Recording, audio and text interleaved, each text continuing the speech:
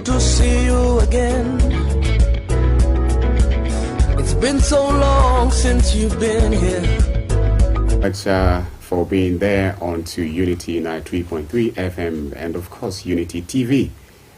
This is Wednesday, the 27th of September 2023, and it promises to be very, very interesting, especially because you are there with us on this dial. Of course, this very segment, is that segment with which we get to look at issues as we have them on our national dailies. And so I don't do this alone. So I have Mr. Shaibu Doro. He's in the studio. You remember, he is an in-house analyst and a political scientist. He's in the house. I'll let him say good morning, especially today, knowing that the Muslim Ummah are having a great day today, and of course Nigerians. And so we'll let him say good morning and of course wish us a very wonderful celebration of Maulud. Yeah, thank you, Kubi. Good morning, viewer and listener. It's a pleasure being here once again, and of course happy Maulud, or do we say Eid Maulud Mubarak, like they would normally say in Arabic. Of course, Maulud is an annual event, celebrated by adherents of the Tijaniya, Islamic sect, to commemorate the birth of Prophet Muhammad, peace be upon him. So the day is here again, and we look forward to an interesting celebration. We also hope that, as we will always say, as the Sultan himself has also said, we hope that the occasion will be used to to reflect soberly on the journey so far, how we have interacted so far, and all of that, and then to also see where we will actually need to make amends, either individually, collectively, and all of that. And so we hope that it's going to be devoid of the rancor, the acrimony, that has sometimes characterized occasions of this nature, and all of that, because apparently it's a festivity that actually is seemingly peculiar to a certain sect within the Muslim community. It's not like a general, it's not like a festivity that actually, concerns the entire Muslim Ummah. It actually, a sectarian affair. This is the issue. So while there are Muslims who celebrate it, there are others who actually will not be celebrating it. This is the issue. So we do hope that those who celebrate it will do so peacefully, and then those who don't will actually, wish the celebrant well, so that at the end of the day we all cohere and succeed together. Oh, thank you very much, Shaibu, for taking us on that. And again, our viewer and our listener at this more pointed time, permit me to say that we have a big catch today, just like always, in the studio. Today, this morning, I am so honored to begin to tell you already that Professor Johanna Daniel Izam, the immediate past Vice Chancellor of Plateau State University, Bokos, is in the studio. I'll let him say a very good morning to all of you. Good morning, sir. Thank you very much. Good morning to our viewers and listeners. It's actually a great pleasure to be here once again. And happy Maulud to our Muslim brothers who are celebrating Maulud today. Yes, and we must confess that Prof is looking younger than I had actually expected. I don't know what the secret is. Yes, Prof. Yes, that's very true. Yeah, you can also see that. Yeah, you can also see that. Thank God. Yeah, Prof might be telling us the secret behind the looks, maybe when we get to that segment. Into the discussion. Yes, yeah, definitely. I have no doubt it has to do with good governance. Probably. Well, we thank God for His grace. Yeah, that's the true. times are really very challenging. Definitely. Well, we try to keep fit. Definitely. And, I think that's the spirit. All right. Yes. That's it. Oh, thank you very much. That is it. The very people who are making me proud in the studio this morning.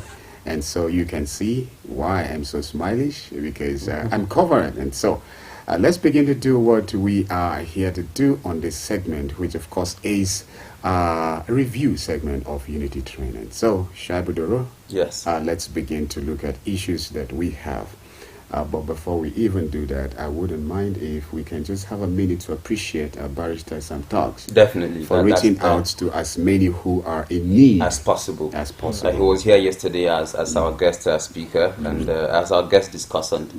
And then you might want to give details. After the program, one or two things happened. And then, yes, of course. Should we give details or something? Well, maybe just to appreciate, because Barrister Sam Talks wouldn't want us to be fatigued on the whole thing, all of this, because to him, he's just there for those who are in need. Definitely. Not really to make noise about what he's doing. Definitely. We cannot afford to be quiet about it. We have a moral duty to appreciate people who, are supporting humanity one way or another.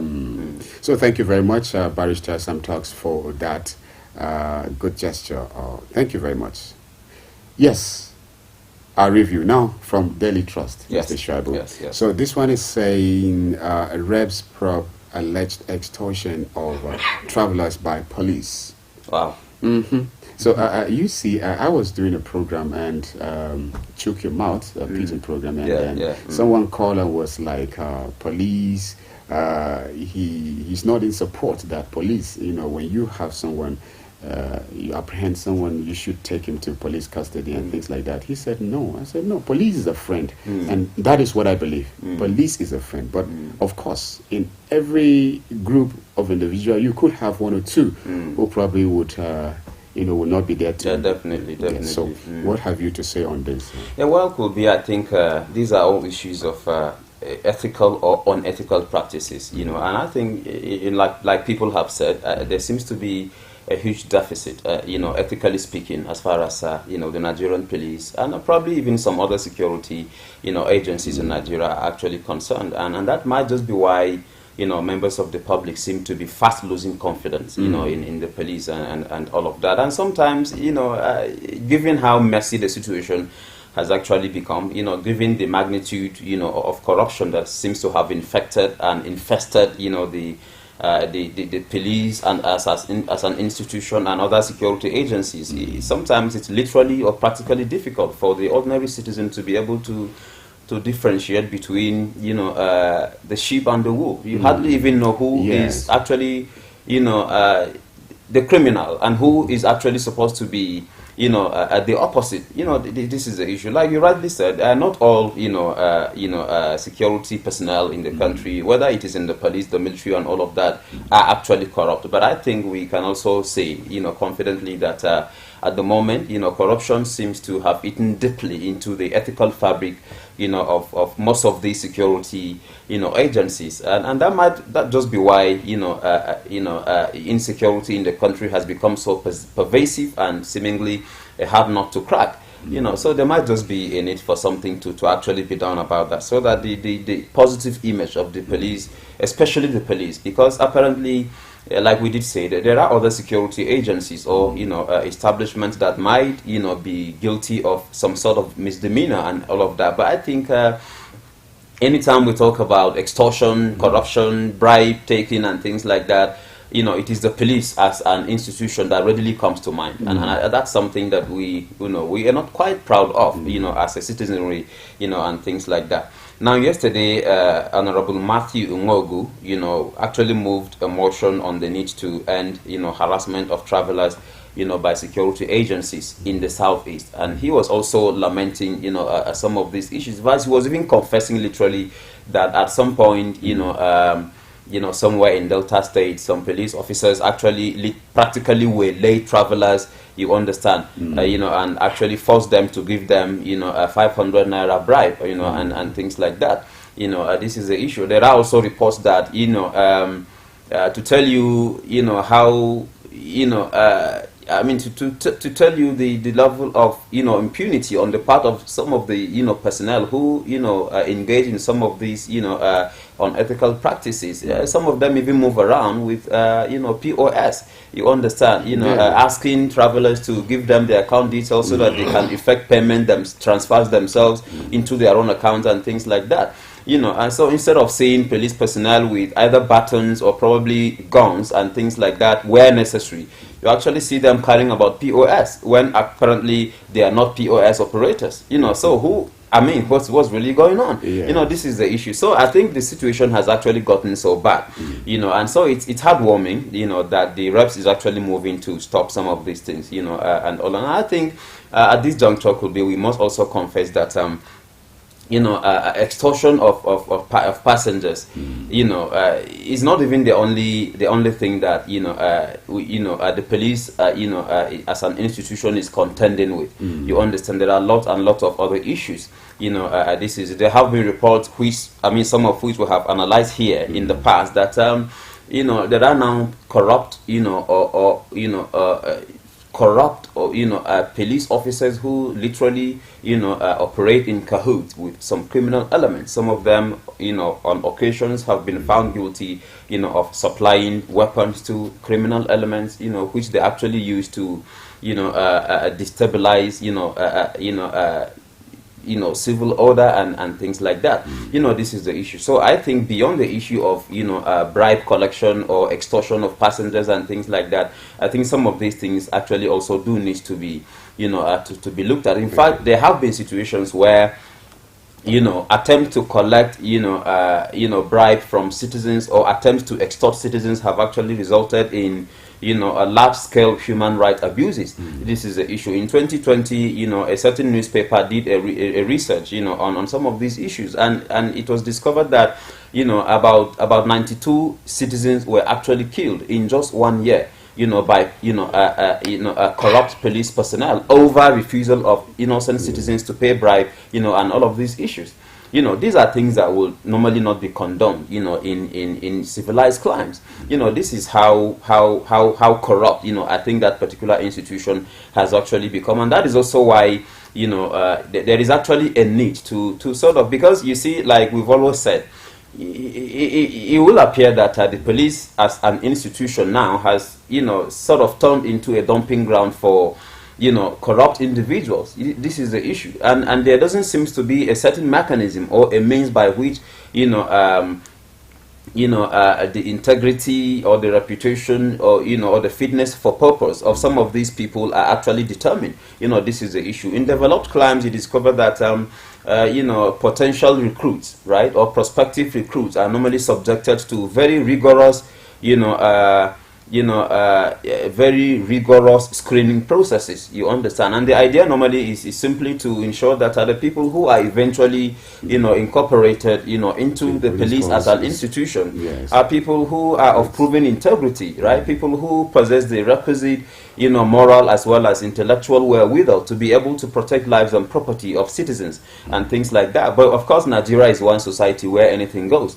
And like Obasanjo will always say, in a society where anything goes certainly goes nowhere. And that is why I think we are in this particular, you know, sorry state of affairs. You know, this is the issue. So going forward, I think that there might just be a need to look at some of these issues. You know, how, you know, what is even the recruitment process? How do you even, you know, recruit, you know, some of these personnel? Because some of them are literally ex-convicts or criminals.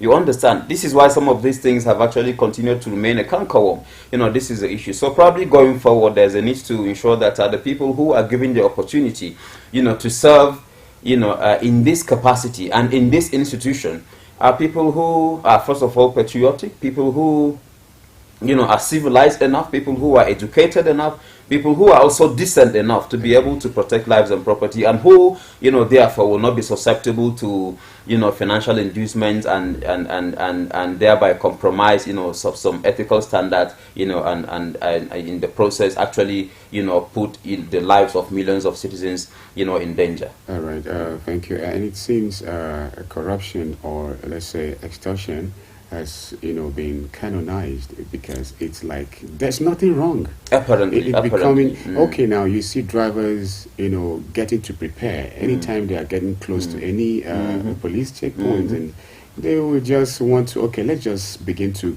package what belongs to them. And so nobody seems to want to see it as something which is unethical. Definitely, and you see, you're very right, Kobe. And citizens have, you know, sort of, you know, continue to surrender helplessly, to some of these, unethical tendencies. Because apparently there's nothing. I mean, I just told you about, how many citizens were said to have been killed in 2020, over refusal to give bribe, or to over, attempt to resist extortion, by police personnel and things like. So if you try to resist them, sometimes it could actually be costly. I had a similar experience yesterday after living here. I was on a bike, when we were actually, flagged down by, a police personnel on my way back home, and the person, the rider actually had not more than, I think, 20 naira. Probably he had more than that, but what he felt he could actually part with then was 20 naira. But apparently the officer was like, no, this is too little. We don't do this. We don't do 20. That was what he told me. We don't do 20. It's got to be, more than that. And so after pleading and pleading, apparently, here in the city, apparently the man wasn't going to, the police officer wasn't going to compromise. So at the end of the day, he actually had to play ball. This is the issue. And so, the bike man told him, okay, you're not taking 20, I've got 1,000. Can you change it? He said, well, no problem. You can see, I've got a lot of change, so that's no issue. This is the issue. And so a situation where a policeman is literally giving you change just to collect, a little amount. It can be more embarrassing. When will this come to an end? It can be more embarrassing. Okay, thank you. Maybe away from that now, let's see, Mr. Doro, what we have to take on. Obaseki asked Deputy Governor to drop governorship ambition. Yes, so what do we do around this in the next 5 minutes? No, the issue, is quite. I mean, the battle, the running battle between, Phillips, Shuaibu, Deputy Governor of Edo State, and Godwin Obaseki, Governor of Edo State, has continued to rumble, hasn't it? Yes. Although I do understand that Phillips Shuaibu has tendered, an unreserved apology, to his boss, Godwin Obaseki. But of course, like the HAUSA person will say, the Soran Akaba, there's still much more to this whole issue than what If this was a whole thing to discuss or to talk about, I would love to ask: should this be, a wrong thing to do? He's nurturing an ambition. Yes. Is this not within his right? Well, could be. Like I did say, this is one society where anything simply goes. This is the issue. People now seem to, of course, if you have a society that is laced with, impunity and things like that, of course, you can't escape some of these tendencies. Ordinarily, yes, it's within his constitutional right as a law-abiding citizen to nurture a, gubernatorial ambition. And nobody dares to actually stop him. But I do understand also from the story, so far, that there's a reason Godwin Obaseki is actually standing in the way of Philip Shuaibu as far as his gubernatorial ambition is actually concerned, right? And I think on the basis of that, you could say that maybe Godwin Obaseki could be understood. For example, I do understand that Godwin Obaseki, the incumbent, is actually from Edo, South, right? His deputy, Philip Shuaibu, is actually from Edo North. And then the person, whom the governor actually would prefer as a successor. Because of their local arrangement? The person, whom Godwin Obaseki seems to be anointing as a possible successor is actually from Edo Central. This is the issue. So the excuse or the reason, that Godwin Obaseki is giving is that,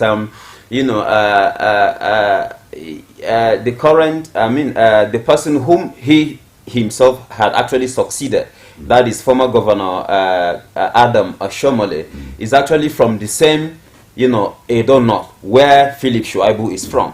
You understand, this is the issue. And so he feels that Edo Central has yet to produce, a governor, since the return to democracy in 1999. This is the issue. It was, first of all, Jackson Obaseki, then later Adam Ashomole, then later, Godwin Obaseki. So Edo Central, according to Godwin Obaseki, has now had an opportunity to produce a governor. So for him, it is only fair, right, and morally right to consider somebody from Edo Central and things like that. And so I think on the basis of these, we could give him the benefit of the doubt. But you see, where I have an axe to grind, or where I have issues with, some of these governors, not just Obaseki, is the fact that sometimes they go overboard, right? In doing some of these things. We could say yes, in the interest of fairness and balance and things like that, there should be some sort of rotation, right? And I think if there's anything that has stood out, as a bend to our progress as a society, I think, is the issue of, is this winner takes all disposition of the political culture, so that if a person is from a certain ethnic group that is considered a majority, you discover that automatically the minority groups are rendered disadvantaged and things. So I think this issue of rotation is something that we actually need to sustain, as a culture and things like that, so that, people, by circumstances or by virtue of the circumstances of their birth, are not actually, are confined to the lower end of the totem pole, and things like that. But again, having said that, I think there are diplomatic ways of addressing some of these contentious issues, right?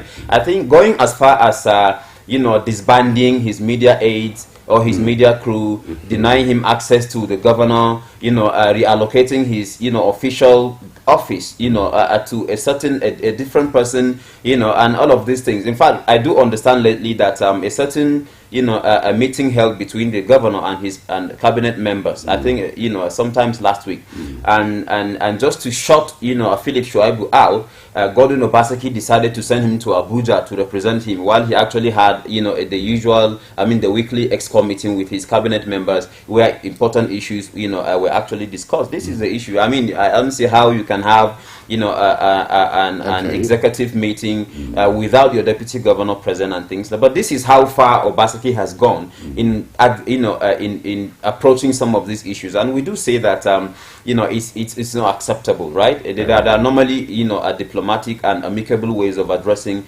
some of these issues. But I think at the end of the day, like we did say yesterday when we were looking at the ongoing feud between Governor Kere Delu of Ondo State and his deputy Lucky Ayeda-Tewa, we did say that there is also a need for the deputy governors themselves to learn to play by the rules and take it easy. This is the issue. Sometimes some of them are over ambitious, overzealous, and too fast and forward, and it doesn't help matters. Robert Greene will normally say, you don't outshine the master. This is the issue. Some of these deputy governors were nowhere. Nobody even knew about them before they were actually brought to the limelight by some of these governors and things like that. So you take it easy. You don't just become a governor today and then tomorrow you are nurturing a gubernatorial ambition. I think it will portray you as overambitious, as too fast, and and things like that. Governors themselves also need to play by the rules. The fact that you are a governor doesn't mean that you can just do and undo, hire and fire, and then Sure, but you cannot test power and then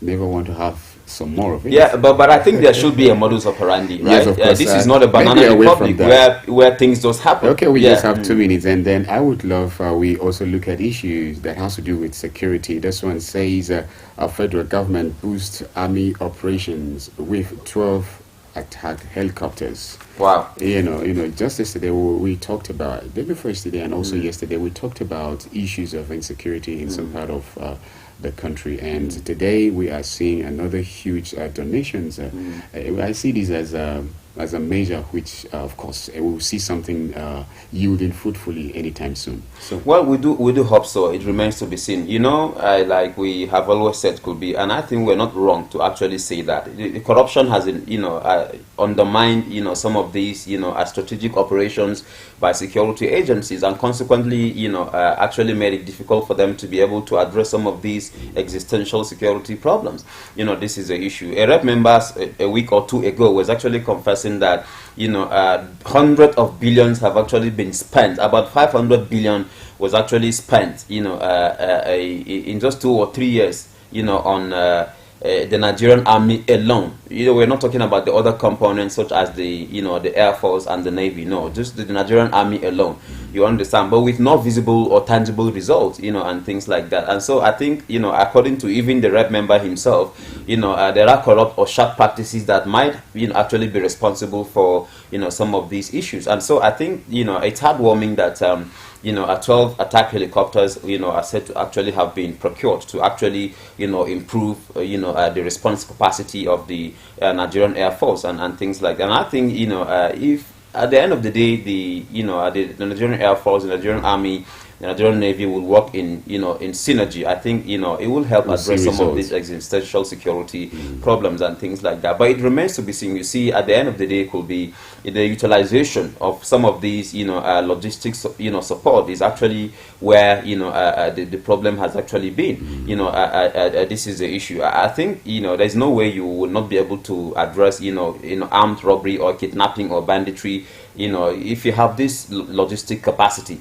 You understand, about 12 helicopters is said to have been, made available to support operational, capacity and things like that. I think at the end of the day, after a month or 2 or 3, we shouldn't be talking about banditry, and we can't, eradicate it completely. There will always be some anti-state groups that will want to, cause mayhem here and there. But I think we can reduce some of these things to the barest minimum. And if monies are made available, I just yesterday or the day before, the Chief of Army Staff was saying, because I think some issues emerged, over, a delay in the feeding allowances of some on-field personnel. And citizens, as usual, were going to town over the issue. We're actually saying, what is really going on? This is the issue. And so the Chief of Army Staff actually had to come out to clear the air, on the issue. But you see, what I'm trying to say is that if monies are made available for either allowances or feeding of on-field personnel, some of whom have ended up paying the supreme price, and things like that, and then the monies, are not forthcoming, I think it goes a long way in actually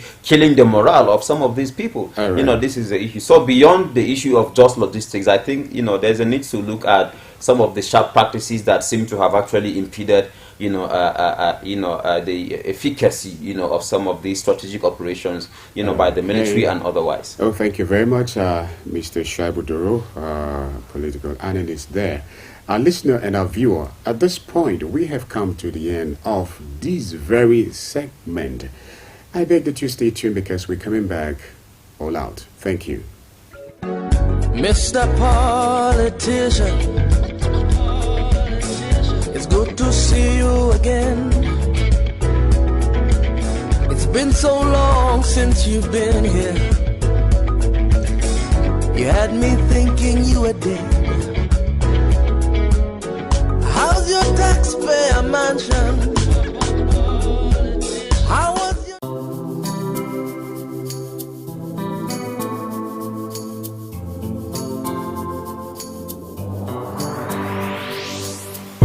Please pay attention. It starts from the foundation. Everybody needs somebody. Everybody needs some love. You turn a blind eye and care nothing less. Say it's just business, all about the money. You are so unbothered as long as they pay. Say it's just business, all about the money. You know they're on a fast lane, but you've got business to run. So you look away the other way. It concerns you. Either kill law, either kill dreams. Either land people for jail. War against drug abuse.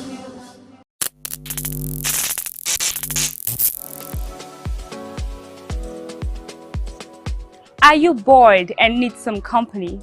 Get a TV experience like no other on Unity TV. We are turning up the hits with captivating TV shows, electrifying political programs, music, movies,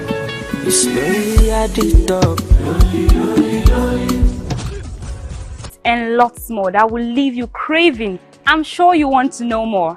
Tune in to Unity TV today and let the excitement take over. I was the head boy in my primary school, senior prefect and best graduating student in my secondary school, but drug abuse almost ruined my life. I was on an average of 2 grams of cocaine per day. I was taking 8 ampoules of pentazosine daily. European shisha, cocaine. I became a user, a dealer, and a gangster. I saw other users drowning. I knew I didn't want to be like them, but I was already trapped. My family disowned me. My employment was terminated. I sold my car, sold my house. I'll go out well dressed and return shoeless, shirtless in exchange for drugs. I was saying things that were not real, and I once stabbed myself because I felt something crawling under my skin. I contacted NDLEA and started therapy. I spent 3 months in therapy. I spent 8 months. It's easy to relapse, but your mind has to be stronger than the cravings. Drugs does not love you. You are not the one using drugs. Drugs are the one using you. Say no to drug abuse. Mr. Politician, it's good to see you again. It's been so long since you've been here. You had me thinking you were... Thank you so much for still being there with us on Unity 93.3 FM and of course Unity TV. Beatrice Adamwezi remains my name. Could be, if you like, I'll be just fine. You know, you cannot afford to live in chaos, and so peace is that one thing that you cannot do without. And so let's do our best to promote peaceful coexistence, not only on the plateau, but of course by extension Nigeria and Africa at large. You're welcome. This segment is that segment that we bring in an individual, expert, technocrat to discuss a certain topic. And so just after it, the next segment is going to be your segment, and then we put on the studio line for you to come in and then say that which you have in mind. Is it the questions or whatever contributions that you have? That will be your time. But before then, yes, there are many opinions as regards what is national development. Yet development is that one thing that every citizen expects of its government. The question is, with the new government in place, what is the challenge of national development? And to discuss this, I have in the studio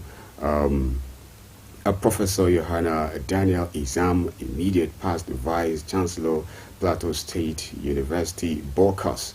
And again, he happens to be that immediate past president of the Nigerian Institute of Building. I want to believe I get that right. Yeah. And so, Prof, good morning this morning. Good morning. Thank you very much once again for the invitation. Oh, thank you. And again in the studio, you know I don't do this alone. So I have... do I say Prof now? Because I have Prof on my right. No.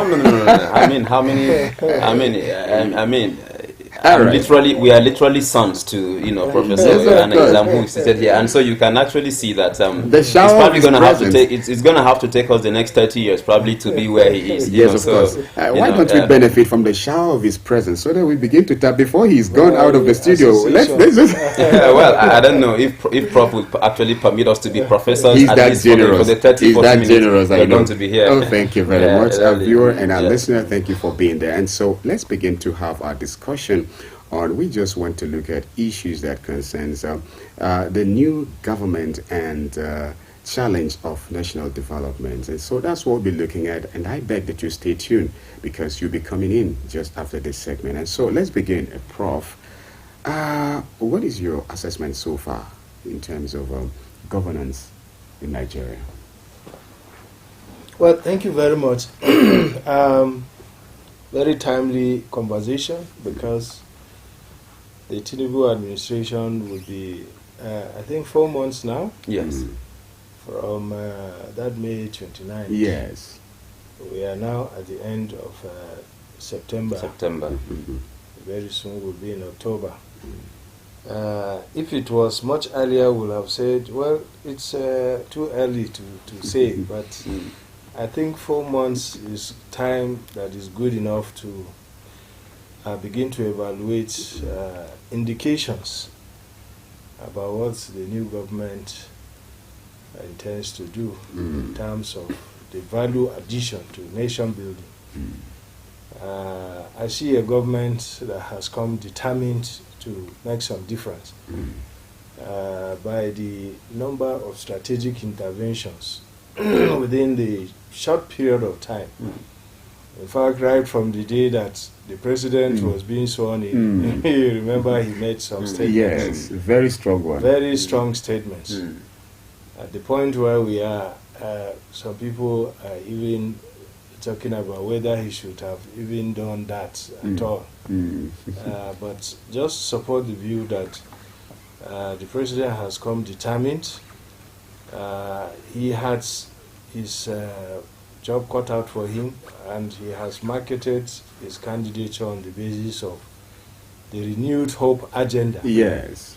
And the details of the 8-point agenda included most things that have been a challenge to Nigerians. One of the controversial one perhaps would be the removal of subsidy on fuel. And even as we speak, it's a bit of a heavy heart this morning that I watched the NLC talking about a full-blown strike from the 3rd of October. So on the one hand, you have very strong determination. He has talked about, making the environment very difficult for corruption to thrive. He has talked about education, particularly the Students' Loan Fund, which he is working very hard to create. He has talked about blocking leakages. One of it is the removal of the subsidy, which everybody seems to agree has been one big national scandal because of what has gone into it over the years, to the extent that, we never knew what was even the actual fuel consumption in the country, not to talk about the scope of the subsidy and who are even the people taking the subsidy. Another leakage is unification of this exchange rate, naira to dollars. And now all of these are very, very, very strong indicators of value addition to nation building. Of course, we can argue about the speed, the accuracy, and the determination with which these policies are being pursued. But on the face value of them, I think that the president has done fairly well in terms of proper diagnosis of what needs to be done in the economy. And the composition of the ministers, again, reflects also fair determination to bring people on board who can add value to governance.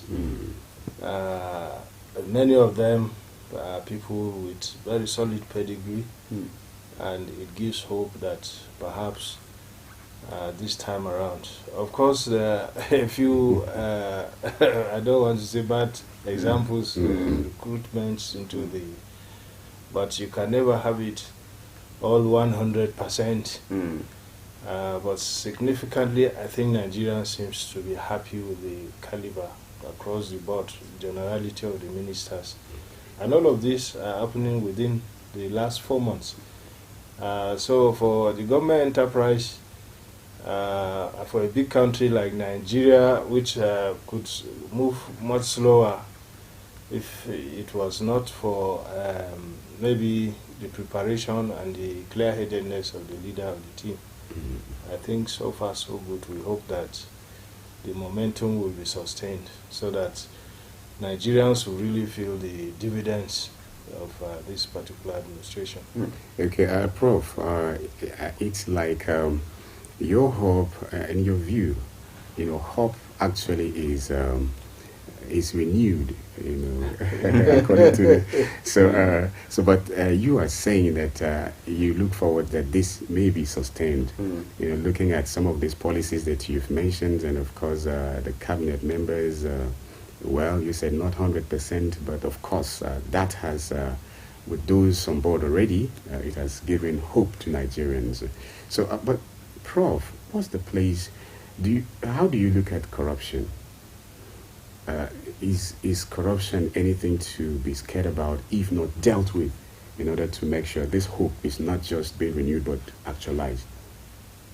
Well, I think government in Nigeria just has to keep on working to create environment. I seem to believe that if the environment is made a little bit more conducive. Because if you start discussing corruption today, I don't know how many hours of discussion, how many days. You know, look at the last administration. If somebody of the caliber of Buhari marketed himself, and because of his no-nonsense disposition, you remember in 2015, he virtually got the ticket, partly because Nigerians believed that this was one no-nonsense leader that could deal headstrong with this issue of corruption within the Nigerian society. But where are we today? It tells you how pervasive.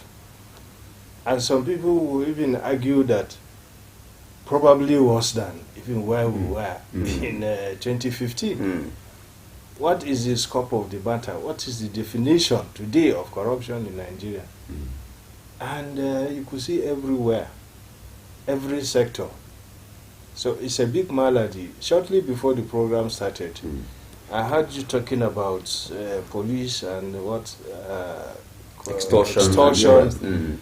And somewhere along the line you also mentioned as if to say that the culture has been accepted. So when you are dealing with issues that have almost become cultural, the proper thing to do is to begin to work in the opposite direction. What is the root cause, most of the corruption? I think we have to deal with the environmental factors. The other factors are intrinsic. I will just speak generally to themes because we will not have time to go into details. The family values, our upbringing, our convictions. The other ones are environmental. If you are talking about the poverty index in Nigeria today, you know, unfortunately, before the fuel subsidy was lifted, a Nigerian Bureau of Statistics report had indicated that about 130 million Nigerians are living below the poverty line. Now, after subsidy removal, I think another year in the United Nations Development Report is indicating as if about 4 million more Nigerians have gone under the poverty line. And if we are just using the indicator of $1.25 or maybe $2 per day, that will be like what? 2,000 naira? Thereabout, yes. Thereabout. So now they are talking of multi-dimensional poverty, which means not only the income is below 2,000 per day, but you are also having inability to access education, medical health care, you know, in addition to poor standard of living. So you look at all of these environmental factors. Today we are talking about what is the wages that our civil servants receive. Because as far as I am concerned, you go to every ministry, from state to federal, before your file can move from one table to the other, even in the civil service. Yes. As lowly as the position of a clerk moving files, there is corruption there. There is statutory responsibility. Which is a statutory responsibility. Go to the marketplace, there is corruption. Go to our government offices. Go to everywhere. The legislators, the executives. And amongst journalists too. Talking about some people accusing judiciary and so on and so forth. So how do you begin to discuss this kind of national malady? So I think that government must continue working. What the Asiwaju administration has said, if they pursue to the latter, create environments where it becomes unattractive. Look at, for instance, the wages that people are receiving. If you have made a promise to deliver living wages to workers, I think that we should just go ahead and do it. And perhaps hope that as family values are being rescued, Our religious organizations are also inculcating appropriate messages to help reform the hearts of human beings. Maybe we can then begin to see some changes. But if you talk about corruption in Nigeria, it's a very wide issue and deep issue that will take us a long time to arrive at. Okay, again, there's this other issue, Prof, that is coming up, says nepotism is said to have interfered with the leadership recruitment process in Nigeria at the moment. Would you prescribe as a template for recruiting leaders? Well, it's all part of the corruption, I believe, and it's because of the fact that values have been undermined. And when you talk about leadership today in Nigeria, it's like access to power is almost like guaranteeing access to resources, to even developmental projects and infrastructure and so on and so forth. So when there is a defective structure that does not guarantee equity in the system, you find out that people bend towards being nepotic. Because the more of my brother, my kinsman around that is there, the perpetual increase in the amount of resources and access to infrastructure that people believe they will get.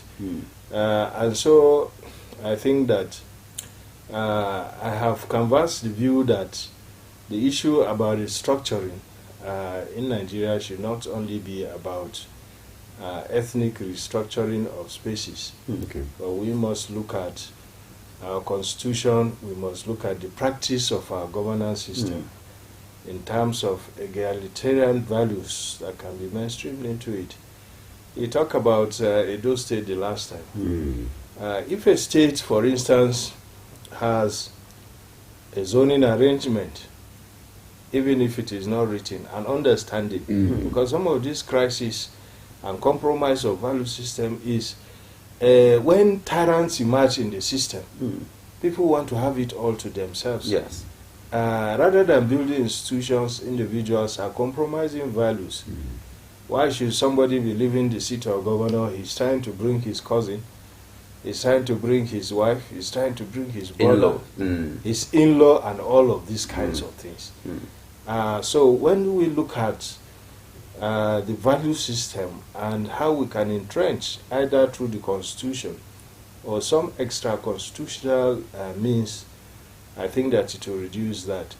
Now, if you have an assurance that the democracy will work for everybody, you have houses of assembly in the states, you have, oversight functions on the executives.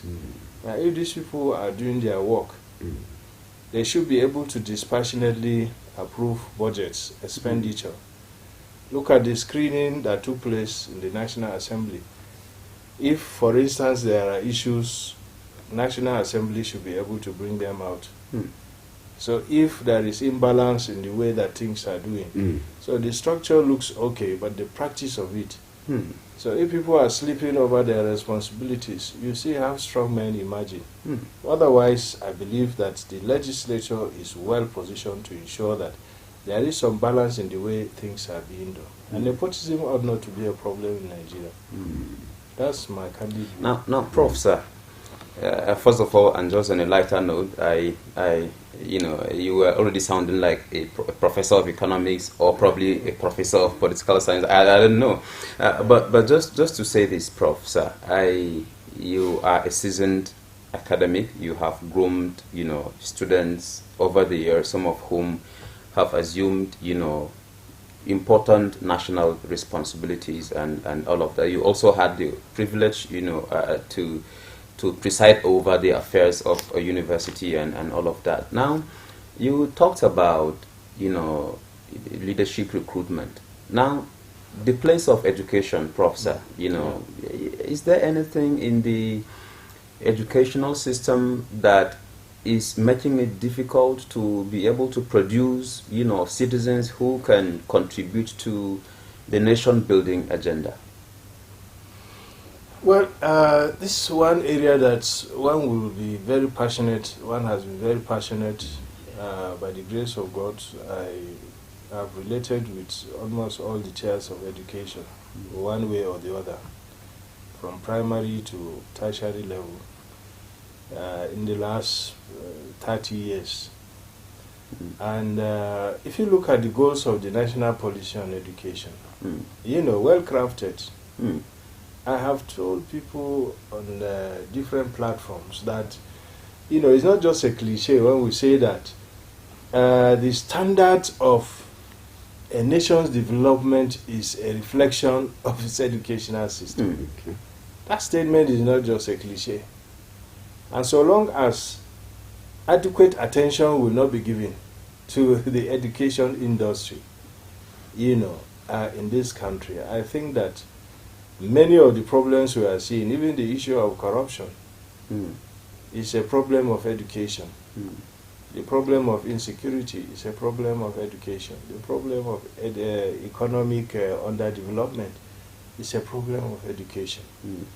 The education industry is the one that, creates the manpower profile of every nation, the quality and the quantity of manpower. It is one so very important industry that accounts for the transformation of young people into adults, into agents of nation building. If they don't have functional education, you are just sending half-baked bandits to go and destroy whatever little thing you have. Yes. So many nations realize that, and they make very huge investments, because once the investment is correct, and the quality of the induction process, because it has to be free, it has to be compulsory, you have to get everybody mainstreamed into it. Because in Nigeria today we are still talking about out-of-school children. We are still talking about very huge access problems to tertiary education. So we are still not yet there. I think I will support the view that we should make more investment in education. It will address the issue of quantity. It will address the issue of quality. Functional education, the goals of the national policy should be rescued. It speaks to the issue of even deepening democratic values. It speaks to the issue of liberating the minds of people. It speaks to the issue of nation builders. People who are not just coming out to add to the problem, but to become even employers of labor, to be self-sufficient. It talks about self-sufficiency, the quality of education. Last week we were on another platform. We were talking about the menace of the social media, particularly in the recent past when the tribunal started giving judgments. So everybody became a lawyer. And a journalist. And they were mounting on. So if you now open, you get insulted by some comments that are made by very uninformed minds. Definitely. People who have no business discussing the law. Tomorrow, an issue in medicine will come. People who are not doctors, they will go on the social media. It's a product of a faulty education system. Because if people are being transformed and inducted into nation-building enterprise, are using the correct templates, and if you pass through a proper education system, you will not be that kind of human being that will add to the sorrows of a society. Rather, you contribute to solutions. So asking me about the place of education, for me it's a given. It must be given its priority attention. And some of the indicators are even budgetary provisions. We have talked about the 26% United Nations UNDP UNESCO benchmark. Then we said if we can't even do 26, we can start from 15. It's as serious as that. Then for tertiary education, we have spoken to how even such funds like TED funds can be reformed to improve, efficiency in tertiary education. and a combination of other funding mechanisms. Now they are talking about increase in school fees and all kinds of things. But I think a national conversation must bring us to where an acceptable template to drive a functional education in this country. I think it will change a lot of things dramatically at the end of the day. Oh, thank you very much, Prof, for taking us on this already. Our viewer and listener at this point, if education is given all of the attention that is needed, of course, it will address the issue of quality and quantity. Definitely. Stay tuned. We'll be right back after this short time out. Mr. Politician, it's good to see you again. It's been so long since you've been here. You had me thinking you were dead. How's your taxpayer mansion? How was your... I was the head boy in my primary school, senior prefect and best graduating student in my secondary school, but drug abuse almost ruined my life. I was on an average of 2 grams of cocaine per day. I was taking 8 ampoules of pentazosine daily. European shisha, cocaine. I became a user, a dealer, and a gangster. I saw other users drowning. I knew I didn't want to be like them, but I was already trapped. My family disowned me. My employment was terminated. I sold my car, sold my house. I'll go out well-dressed and return shoeless, shirtless in exchange for drugs. I was seeing things that were not real, and I once stabbed myself because I felt something crawling under my skin. I contacted NDLEA and started therapy. I spent 3 months in therapy. I spent 8 months. It's easy to relapse, but your mind has to be stronger than the cravings. Drugs does not love you. You are not the one using drugs. Drugs are the one using you. Say no to drug abuse.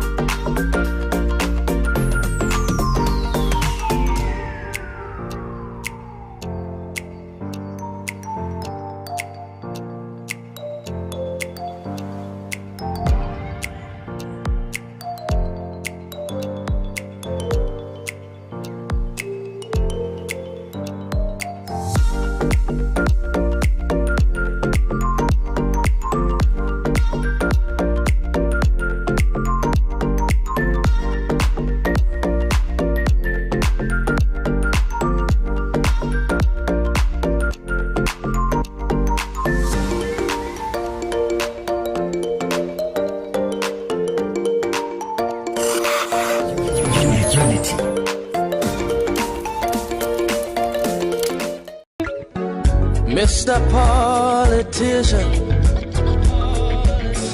it's good to see you again. It's been so long since you've been here. You had me thinking you were dead. Thank you so much for still staying tuned to Unity 93.3 FM and Unity TV this morning. It's Wednesday, the 27th of September 2023. In the studio this morning, it has been Professor Yohana Daniel Izam, the immediate past Vice Chancellor of Plateau State University, Bokos. And we've been talking around issues that has to do with the new government and the challenge of national development. Yes, this moment is your own time, our listener and our viewer. you begin to send in your SMS via 0808-478-9 in 4 places. The SMS line again, 0808-478-9 in 4 places. And if you want to join us live, the studio line is 070-3235-3315. You can also join us on our Facebook page, Unity Radio FM/TV Jos. We'll read your comments at the appropriate time. Before we begin to receive your calls, we'll let Prof to just cap up. Prof, your way, the way forward with all of the issues you've mentioned. If I will be sentimental, I would say that which concerns education. So way forward. Well, I've said elsewhere that as ministers were setting agenda for different ministries, I had really hoped that we will be having a national conversation at this point. The Minister of Education, some people will say, well, summit, talking shop. But if it will yield results, I think it's better. Because a lot of things are already happening in the education sector that we need to bring the stakeholders together so that we can drive these policies. We have the students' loan scheme that is coming on board. We have now the issue of school fees. Some universities are setting school fees, coming back to reduce forward and backward movement. And we also have the issue about funding education. You know, the last time, you know, the ASU in the universities have left a plethora of demands, which have still not yet to be met. And I think that the sector requires a very short conversation with stakeholders so that we can now put so many things in place to drive the education sector. But let me quickly add also, because of the problem of this strike that is coming up next week, 3rd October, I think that it will be most unfortunate because it will definitely have the tendency of making an already bad situation even worse. But to be fair to the workers, NLC and TUC, I think we have also kind of pushed them to the wall, because if you look at the conditions, it's not just workers in this country. And unfortunately for Mr. President, he has promised a living wage on assumption to office. And if the workers sat and nothing concrete is coming on the table, definitely you have this kind of reaction. Expectation is high. And so we want to advise that whatever can be done very quickly. One of the things I noticed in negotiations of this matter is that once you are on the table with concrete proposals, it allays the fears of labor unions. So if the government is thinking of a living wage for Nigerian workers, can we begin to bring down these proposals to the table? This is what we intend to do, so that very quickly. Now, while that discussion is going on, we hope that Labour will be magnanimous to also delay the issue of this strike. The other thing is the administration of even the palliatives. What has come? We need to carry along stakeholders in this business of how to cushion the effect of this subsidy removal. We can't go back to the days of subsidy. But as implementation is going on, I think we need to be on the table. Not just a steering committee, probably an implementation committee with stakeholders, so that we can be looking at the statistics. We say we are bringing buses that will use compressed gas or whatever. We are doing conversion of our filling stations so that gas, which will be cheaper. We are bringing buses. We are customizing our vehicles. These things need to have time scale. They need to be on the table for discussion all the time. We are doing minimum wage increase. When is it coming? What is the nature of what is coming? What can we afford? What can we not afford? So this kind of conversation is what has become lacking in the first 4 months, which is creating now a deep division between governance and the people that are being led. I think we should quickly close this gap so that we'll all be on the same page. Everyone knows we're in a difficult situation, but communication is very important. to get the system running effectively. All right, thank you very much, Prof. At this point, you may want to begin to call. We have received already comments on our Facebook page. The line to join is 07032353315, and if you call, just stick to the vision, and we have our own directions, which of course is to promote peaceful coexistence. And so remember, comments made on this platform and not the position of Unity 93.3 FM. Okay, maybe before we receive from our first caller. Okay. Hello, good morning. Hello, good morning. Oh, thank you very much. Who is on the line this morning? Hello, good morning. Okay, you may need to call us back. This one is from Ismail Isa. Good morning, gentle. A great man of the studio. Good morning, Prof. You are welcome. I sincerely commiserate with the entire Nakande family for the demise of Al-Haji Hafiz. Indeed, every soul shall test death, and we all come from God Almighty, and to Him is our return. Finally, a happy Eid al-Maulud worldwide. Thank you. We appreciate you, Ismail Isa. And this one is coming from Rabiu Adam Jana. Say, good morning, Unity Train. Good. God bless you for this wonderful analysis. Hello, good morning. Hello, good morning. Oh, it's good to have you. Who's on the line this morning? Thank you very much. My name is Sadiq Umar. I'm calling from Okay, Sadiq Umar, you have a minute, please. You're welcome. I will comment against you. I've spoken very, very well. Thank you. And actually, when we look at the issue of national development, thank you. In this present administration, actually, we Nigerians do not experience any development as former have said. Nigeria have been backwarded for more than even like 40 years. So all this policy that this present administration that are bringing is a very, very good one. But our problem is the implementation. For example, about the of the students, and now 50% of students are not able to go to school, and students also about the zone again. So I'm something like the NSC will come out and talk about the schools and where it is from government. Prepare for all the security before the wall of Oh my, Sadiq Umar, we apologize. You may need to call us back, please. Before then, I'll read this one from our Facebook page. It's from Aminu Abdullahi Shuaibu. Say, good morning, Kubi and Shuaibu Doro. I am watching you live from Rikos. New layout, Jos. Actually, you are doing a great job. Keep it up. Thank you so much, Amin, for that. And this one is coming from Sobagun Francis. Is a happy Eid al-Maulud celebrations worldwide by our Muslim brothers.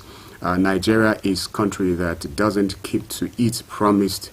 Buhari did promise teachers in the country fantastic package, but left unfulfilled, close borders, and no one said anything. Some of the state governors are trying giving palliative, but is calling for strike. Unfortunate, vaccinate your God, so I don't get that too well. Well, Francis Sobagun, we appreciate you for sending in your comment. And this one is from Aisha Mohad. He said, good morning to you all, watching you all the best. May God bless you all. We appreciate, and thank you so much.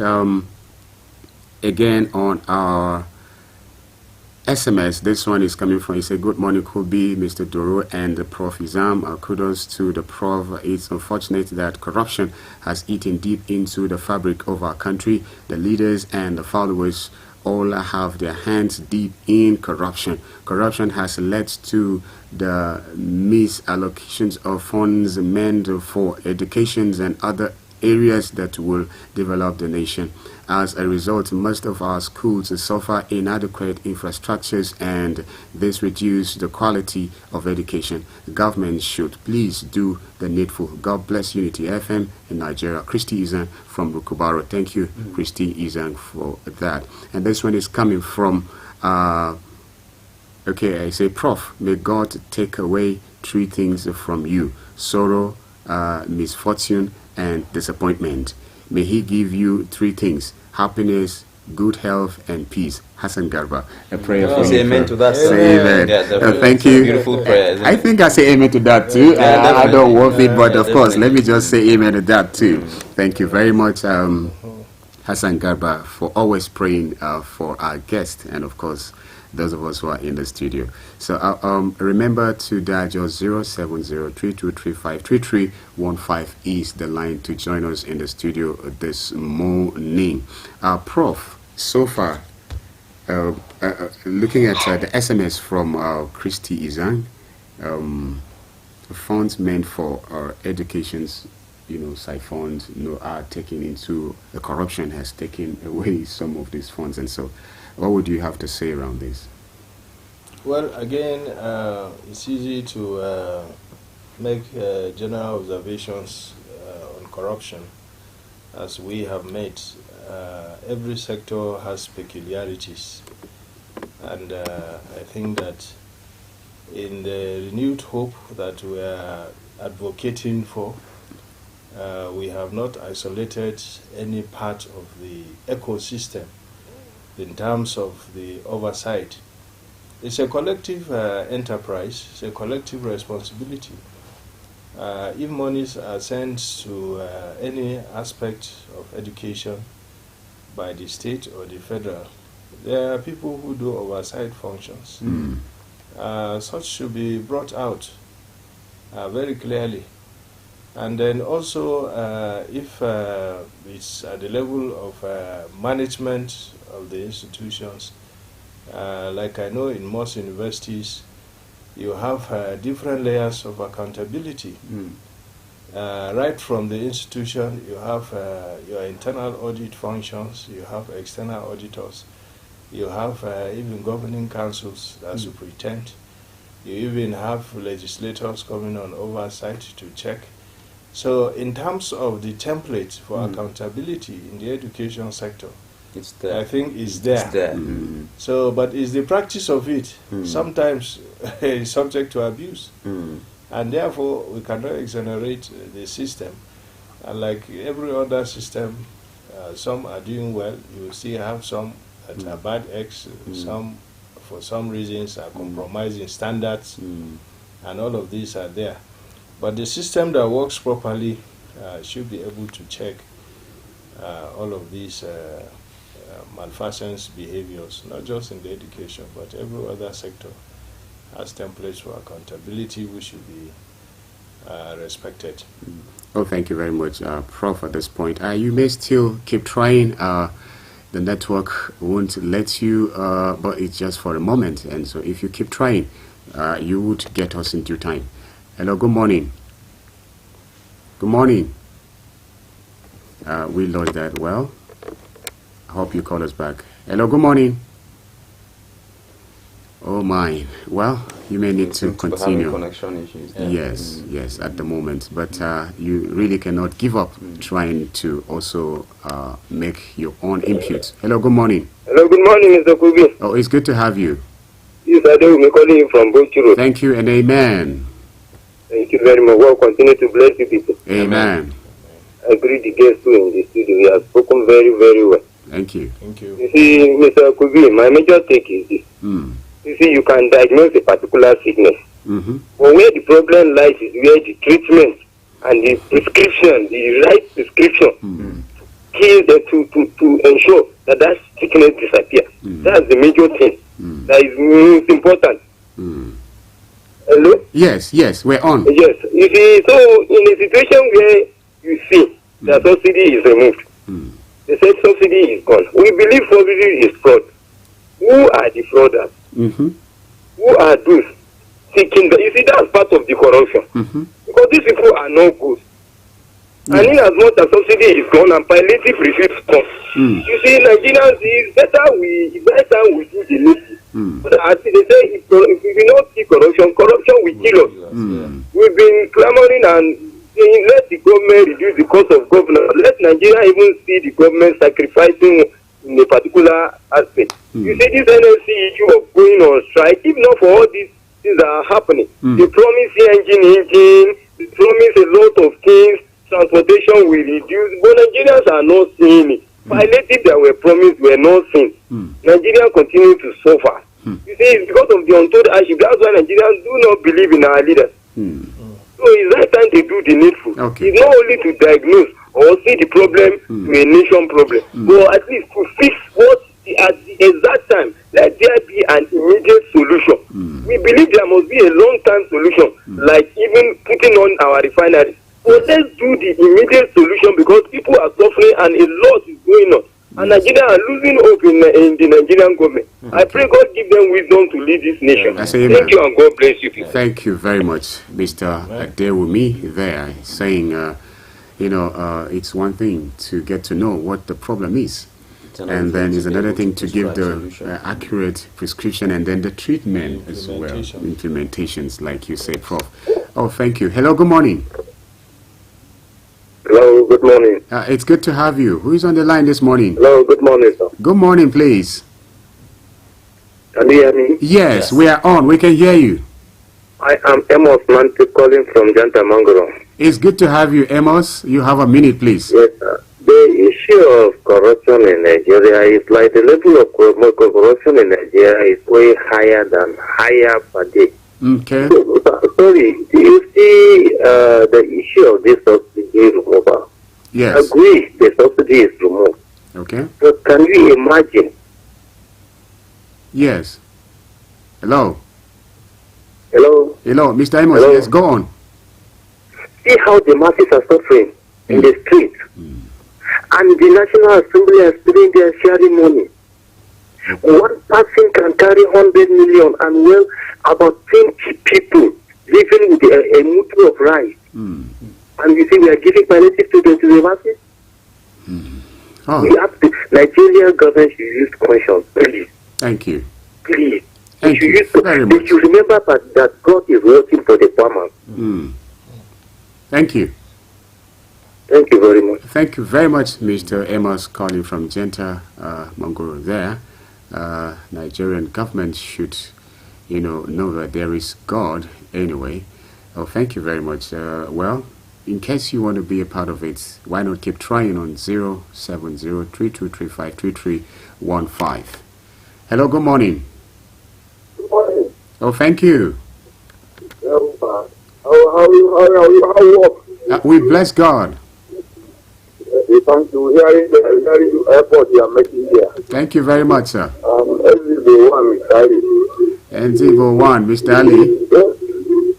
What I'm trying to now see the happen of where are we going to? Nigeria are trying to fly back. NIC, being called Sabula. Where are we heading? My advice to Nigeria today. Yes. I will see them go around to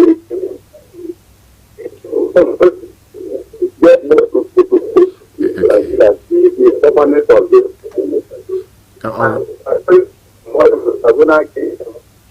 Okay. I think what to do for Nigeria. Oh, thank you. What to do Nigeria. People are working to Nigeria now. How these are my advice. Take them down. Think about different. Thank you very much. Bring something to Nigeria. Nigeria was better. What to go to Nigeria before? What are we heading? Are we going forward? Are we going back? So Nigeria should make head together. Thank you very much. Thank you. Thank you very much. That wasn't too stable. However, we, got some things there. Your point was somehow made clear, and so we appreciate you for, giving in your own take as regard issues, national development, and begging that we should, be together. Prof, let's begin to round up at this point. So, what will be your parting words? So let's say, how do you round up on all of the issues raised by our callers and those who send in their messages? Yes, I think we appear to be thinking in the same direction, that we need to match words with action. And I think that is just the summary of where we are now. A very beautiful prognosis of the Nigerian situation. Yes, we've had ministers of late. Maybe many of them are still settling that it took some time to get them into offices. But within the last 4 months, I think all of the proposals, because once we have removed this subsidy on day one of this administration, it should not take more than 4 months for us to package whatever we have on the table. This is what we will do to cushion the effect of this subsidy removal. CNG buses, so numbers are coming by so time. Remember also that increase in revenue from subsidy removal is trickling also into the states. So can we also at the state level have conversations that this is the package we are also at the state, because many times we concentrate on what is happening at the presidency. Incomes for states now have almost doubled or even more than double as a result of the increased sharing of funds that have come in. The palliative funds are also there. So I think if all the 36 states are also helping Mr. President having these conversations at the local levels, and if we have local governments also who are also enjoying increased revenue as a result of this removal of subsidy, can we also at local government have packages that addresses the poverty of people who are on the ground? I think if we are frank enough and having these discussions, we will not be at this point where Labour is threatening another strike action.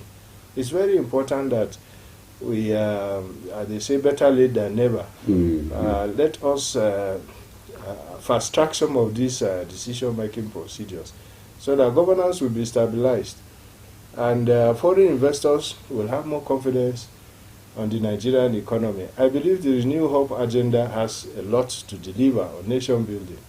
But these initial hiccups, the grounds must be leveled so that we begin to experience the medium and long-term benefits of the Renew Hope agenda. Okay, is that your parting word? Well, you may have to give us a parting word. Looking at the entire discussion today in a minute, please. We would love, Prof, sir, that the parting words have something to do with, probably an appeal to, yes, President Tinubu himself with regard to, supervision or proper evaluation of performance of, his lieutenants or cabinet members, and things like that, if possible.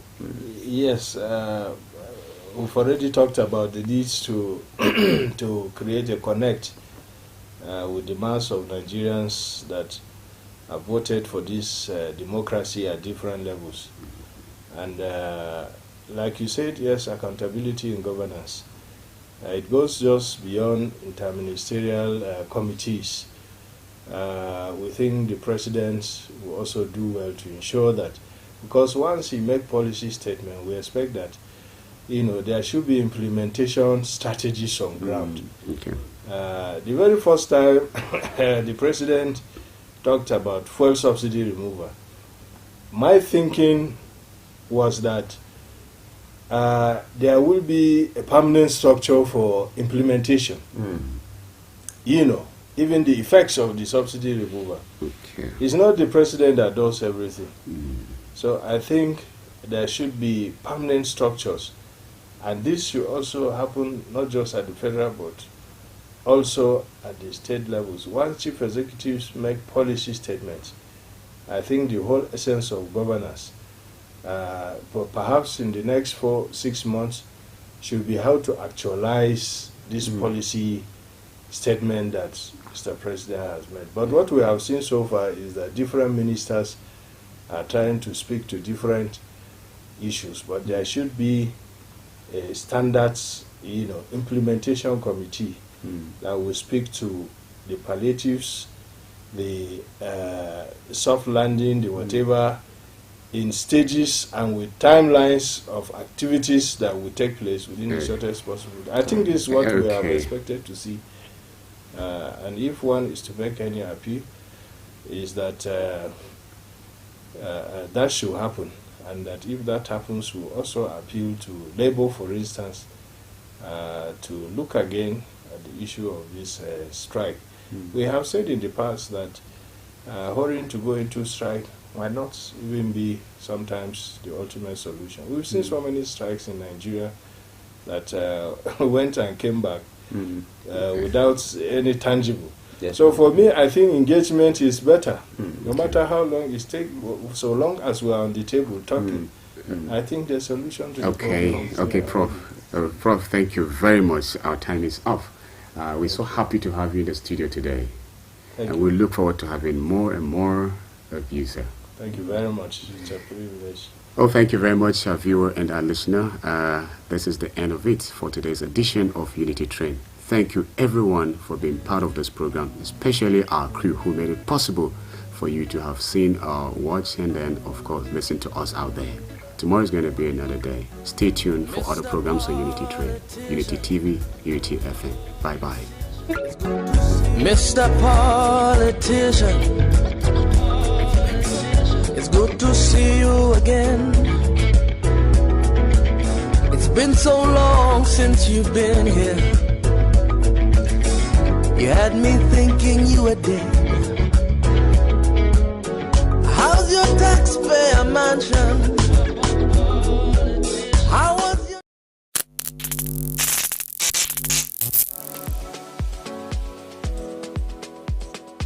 Are you bored and need some company? Get a TV experience